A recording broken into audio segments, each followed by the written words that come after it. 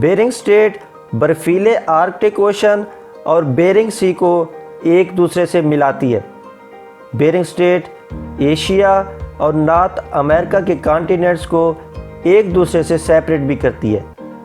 United States of America اور Russia کے درمیان باؤنڈری بھی اسی راستے پر واقع ہے۔ اس اسٹیٹ کا نیرویسٹ پوائنٹ 85 کلومیٹر چوڑائی کا حامل ہے اور اس اسٹیٹ کی ایوریج ڈیپتھ 30 سے 50 میٹر تک ہے۔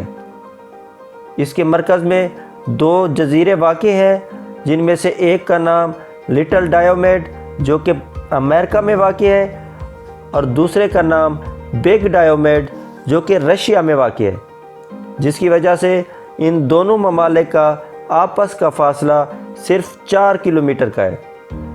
اگرچہ کوسک نے 1648 میں اس اسٹیٹ کے راستے سے سفر کیا تھا، لیکن اس اسٹیٹ کا نام ایک ڈینش بارن رشین ایکسپلورر وائٹس بیرنگ کے نام سے رکھا گیا، جس نے اس اسٹیٹ کو 1728 میں کراس کیا تھا۔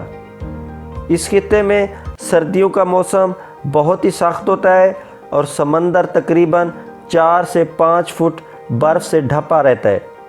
گرمیوں کے موسم میں بھی برف سمندر کو ڈھانپے رکھتی ہے، جس کی وجہ سے اس اسٹیٹ پر نقل و حمل کرنا بہت ہی مشکل کام ہے۔